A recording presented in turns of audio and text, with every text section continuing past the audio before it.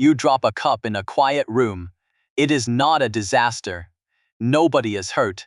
Nothing important is broken. But for 1 second, every face turns. And later, your brain does something strange. It replays the sound. It replays the look. It replays the tiny pause after it happened. Then it asks the worst question. Did they all see that? The awful part is this: you do not know. Maybe they barely noticed. Maybe one person remembers. Your brain fills the gap. That is why embarrassment can feel so serious, not because the mistake is always serious, but because the audience feels serious. A small slip can make your brain act like the room just became a courtroom. The weird part is that embarrassment is not the same thing as guilt. Guilt says, I did something wrong. Shame says, maybe something is wrong with me. Embarrassment is usually smaller, faster, and more social. It says, someone just saw me break the normal script. You tripped, you waved at the wrong person, you said goodbye, then both of you walked in the same direction.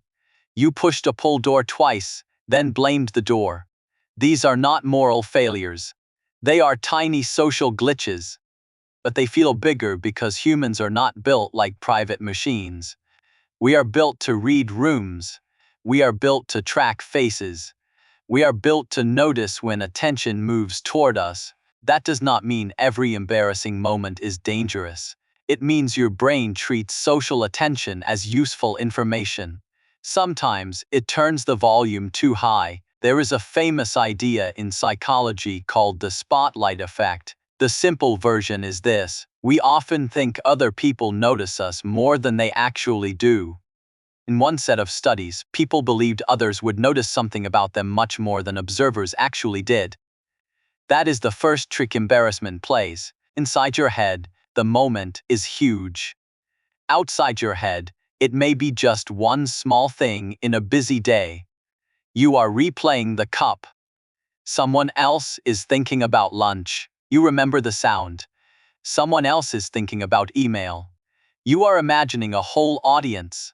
They may have glanced up, understood what happened, and moved on. But the brain does not always wait for the full report. It guesses. And the guess can feel like a verdict. This is why a harmless mistake can feel like evidence. Evidence that you looked foolish. Evidence that people are judging you. Evidence that the room now knows something about you. But that feeling is not the same as proof. It is a social alarm.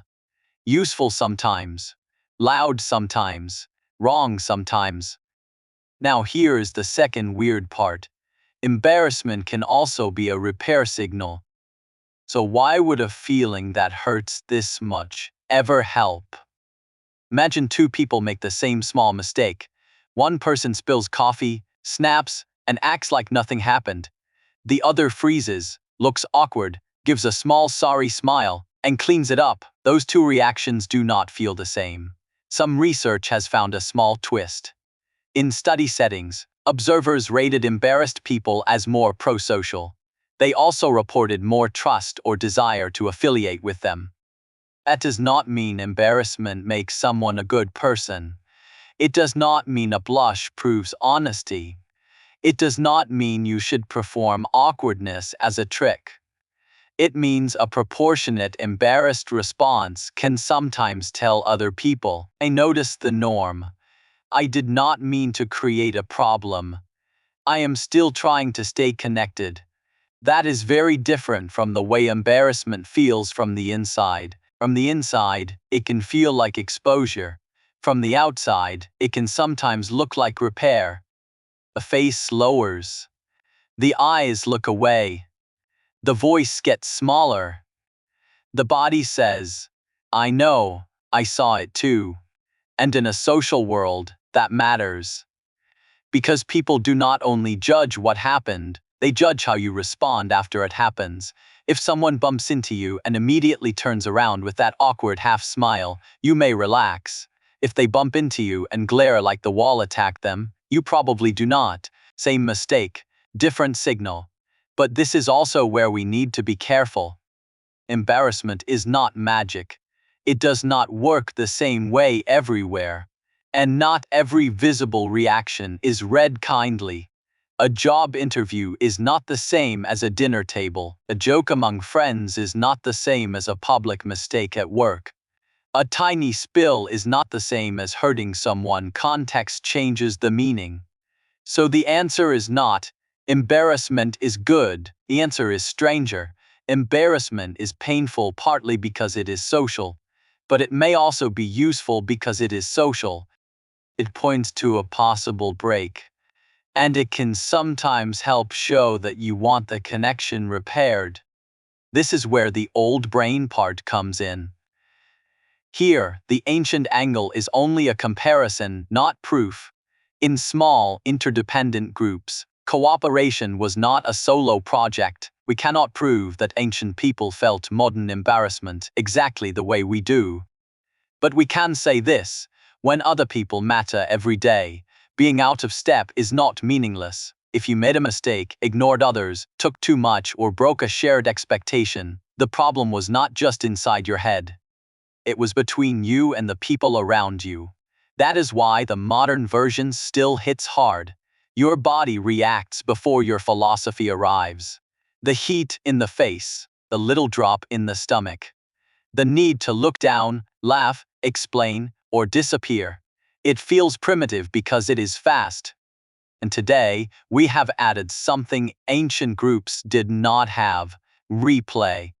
In a room, a mistake happens once. In your head, it can happen 50 times. On a phone, the audience can feel endless. Even when nothing spread, the old social alarm now lives inside a world with screenshots, group chats, and cameras. So a small moment can feel like it has a much larger audience than it really does. That does not make the feeling fake. It makes the feeling incomplete. Your embarrassment is telling you something social just happened. It is not always saying, everyone saw it. It is not always saying, everyone cares.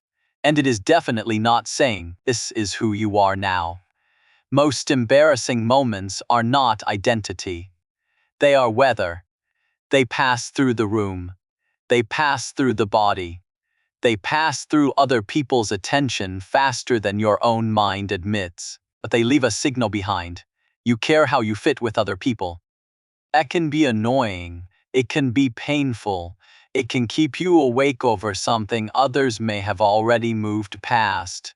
But it is also part of why people can repair small breaks before they become big ones. So the next time your brain replays a tiny social mistake, try noticing the question underneath it. Not, am I ruined?